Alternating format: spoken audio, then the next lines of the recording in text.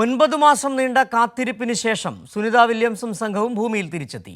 Indian സമയം 3:27 space എക്സിന്റെ dragon പേടകം കടലിൽ ഇറങ്ങിയത്.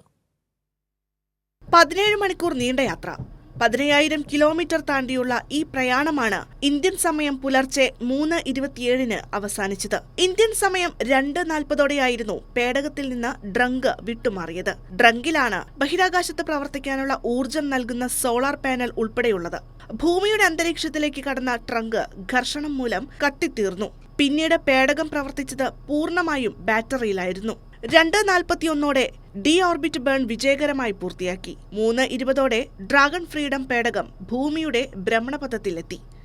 അതിശക്തമായ ചൂടായിരുന്നു പേടകത്തിന് നേരിടേണ്ടി വന്നതെങ്കിലും 3500 ഡിഗ്രി ഫാരൻഹീറ്റ് ചൂടിനെ അതിജീവിക്കാൻ കഴിയുന്ന ഹീറ്റ് ഷീൽഡാണ് പേടകത്തിൽ ഉണ്ടായിരുന്നത്. പേടകത്തിന് ചുറ്റും പ്ലാസ്മ രൂപപ്പെടുന്നതിനാൽ കമ്മ്യൂണിക്കേഷൻ ബ്ലാക്കൌട്ട് സംഭവിക്കുമെന്ന സന്ദേശം 3:11 ക്യാപ്സ്യൂളിൽ നിന്ന് നാസയുടെ സ്പേസ് സെന്ററിലേക്ക് എത്തി. ഈ കമ്മ്യൂണിക്കേഷൻ ബ്ലാക്കൌട്ടിന് പുലർച്ചെ 3:21 അവസാനമായി. Commander Nick ഹേഗിന്റെ അറിയിപ്പുമെത്തി.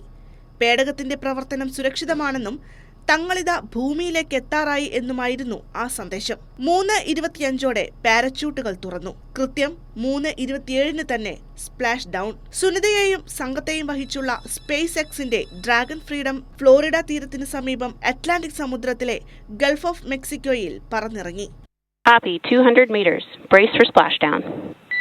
And splashdown. Crew 9 back on Earth.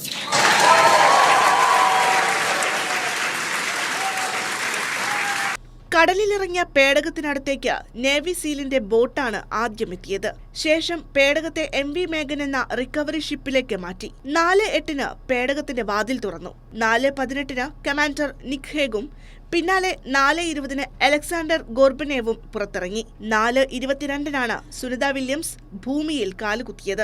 ശേഷം ബുച്ച് വിൽമോറും പേടകത്തിൽ നിന്ന് പുറത്തിറങ്ങി. ഇവരെ പ്രത്യേക സ്ട്രെച്ചറിൽ മെഡിക്കൽ പരിശോധനകൾക്കായി നാസയുടെ ജോൺസൺ സ്പേസ് സെന്ററിലേക്ക് കൊണ്ടുപോയി. Science desk, Kairali news.